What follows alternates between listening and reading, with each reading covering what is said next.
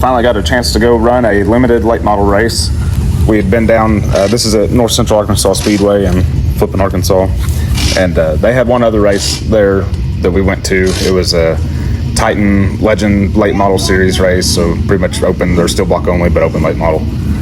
And we didn't fare out too good down there. We were way off on a gear, and it was getting hot, and just had some issues with it. And we actually had a battery cable in break off, and we didn't even get to start the feature. So we came home and regrouped, and we knew they were going to be running this weekend something that, you know, our class technically, even though we're still way outmotored, we were going to go. We wanted to have a good car count regardless. After all, it is the only track anywhere around that runs a limited late model class. So as long as they're going to have them, we all need to be there to support them and make sure that thing stays alive, because we don't have any other options. Crimson's moving in for the shot. Spanking her mama on the butt. But that's the only class, or the only track that's running our class, so that's our only option to go race, so every car that could be there needed to be there. We hot lapped that gear that we tried this time, wasn't going to work either, so I told Cameron we're going to have to swap, and we have to go with something a little better than that. And boy, I don't know how many RPM we're turning the bus motor, but everybody just keeps saying, well, we can't even hear it. It doesn't even sound like you're turning any RPM. From in the car, I thought it wasn't turning much.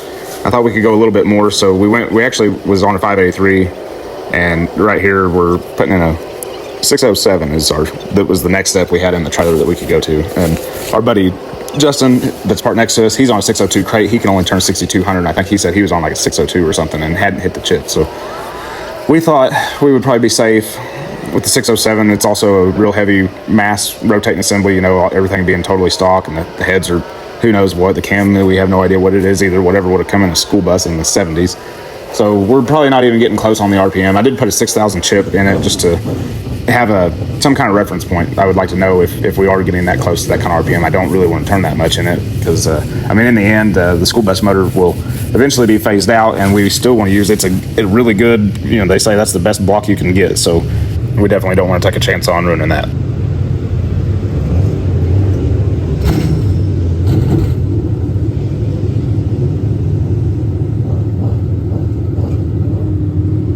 When we go to that track, whenever we're there to race for real, we can't never draw a good pill, but we put ourselves on the front row outside on the draw, next to Kevin Collins, a good longtime family friend of ours. He smoked me off the line, of course, you know, which we kind of seen that coming, but the goal was to ride around there and try to stay ahead of the wrecking. But about the second lap, my brake pedal just went to the floor, and I couldn't hardly maneuver the car at all. I definitely could have used it to help me middle off a lot, just help me get turned on around there better. We catch up to this lap car right here, and I use him as a pick a little bit, because I didn't want to pass him. I didn't want to force the issue and put myself in a bind and end up hitting him, or he squirrel out and I can't do anything about it. So the safe bet, I just thought if I could just ride right here, maybe I'm far enough behind that I'll miss the wreck, but close enough to him that I knew Jesse had to be closing in on me there. And yeah, sorry, buddy. I just used that car for a pick. Corey's getting ready to grab the wheel and back me in there, and I'm telling him, like, hey, don't let me run over nothing, because I can't stop this thing. You know, I mean, the pedal would go to the floor. It would just barely scrub off a little speed in the pits. But if you see me running around there in the feature, when we were trying to line up for the feature, I drove down the hill. I couldn't hold the car on the hill, so I went to the bottom, turned around, I sat there. I couldn't hold the car there either, so I pulled back up. We finally get ready. We pull out there. My buddy Justin in the black and orange car here, he's the only person that knows that I don't have brakes. I'm like, hey, if we get to that first corner and it's stuff's going south, don't come towards me, go the other way, because I can't stop. So the master cylinder was full of fluid. We couldn't find any leaks. I'm assuming the master cylinder probably has failed us, so not a fix at the track. But I already went down there once this year and didn't get to start a feature and left with no money, and I wasn't letting that happen again. So I knew Jesse would be coming on pretty quick. He's passing me there. I just let him go. There was so many cautions and restarts. I could hang with them more if I really wanted to. You know, I mean, the bus will do okay. When it's dried out like that, the bus motor will keep up a little better. But I wasn't willing to run into turn one and everybody getting a wreck, and I ain't got no option but to hit you. So I just hang back a little bit, and they're jumping off the inside berms, because I know everybody, I'm sure, running your mouth, oh, you don't need a brake pedal in a race car. Well, you ain't never drove no damn race car if you believe that. You do need the brakes a lot. Not so much for scrubbing speed, more for maneuverability. You do need to be able to turn, so.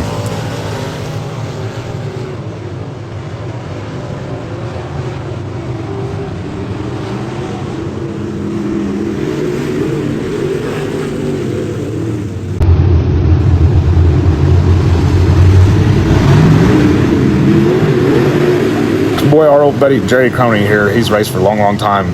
He gets me on this restart. I swear, anytime I've ever been behind him, it doesn't matter where I go on the track, that's where he's going to. It's like, I think right there, I just didn't have a good enough run. I couldn't get up off the corner. Right here, I'm going to try to go inside of him. And of course, here he comes. He's going to run the bottom. So I'm lining him up. I'm going to set him up the next corner. I'll just go around him on the top. I start to go around him on the top, and there you go. So I try to cross him over, and then I'm like, wait a minute. He came off low last time. We're just going to Hail Mary this thing. I don't know if we're going to stick or not. That's probably the best corner of the night right there.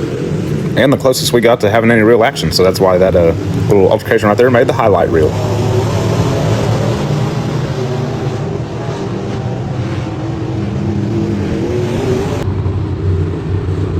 Another caution.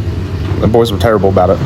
Plenty of yellow laps on the car last night. It's starting to get a little bit warm, but boy, Kevin, he just paces so slow around that track, and I'm high geared to not turn a lot of RPM in that thing, so I'm like trying everything I can to not kill the car. I don't have no choice to put it in low gear and ride around there in low, and I just roll past everybody kind of, and then just let off and roll around in neutral.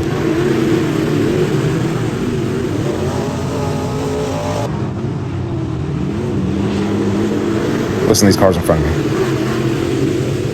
Now listen to mine. Now listen to this guy. You can tell we're not in the same ballpark on horsepower there, if you didn't notice. In case you forgot, let me remind you, I have no brakes like whatsoever. I could maybe scrub just a little bit of speed off, but not much. So instances like this right here is what I was worried about. That's why I wasn't trying too hard. I'd order like, whoa, boys, hey, I can't stop, fellas. Quit doing that.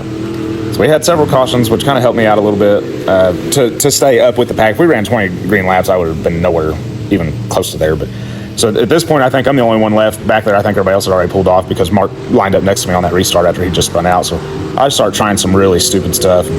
I tell you what, that thing, the only way to get a turn, if you don't have a brake pedal to help you turn, the only way you can get a turn is to gas her on up. But it's a funny feeling when you're staring down that concrete wall and you're about to smack it, and the only way out of it is to step on it and just gas her up and hope like hell that it's going to turn. Well, I thought, no one's behind me, so I'm trying some different things like, what can I do to go a little bit faster and still make it around the corner, and it wasn't no good. So I just kept getting worse and worse. I think if you look at the lap times from it, my best lap was like lap 6. So we weren't doing much there, but we got to get that fixed up, and we'll go on back down there. We always have a good time with flipping. It's just real laid back. We've ran there enough over the years and worked in that area enough that, thanks to my dad, we've made a lot of really good friends down there. It's like a second home track, second to West Plains, of course. We enjoy going down there. I'm glad we got our brother-in-law Corey to come down and try it out in the Midwest mod. I think he had a lot of fun. He really enjoyed it. He ended up winning the 50-50 for 180 or 140 bucks on the 50-50, and I think he won 85 for fourth in Midwest mod. So he had a good night. Thanks for tuning in, guys. We'll keep bringing some videos to you.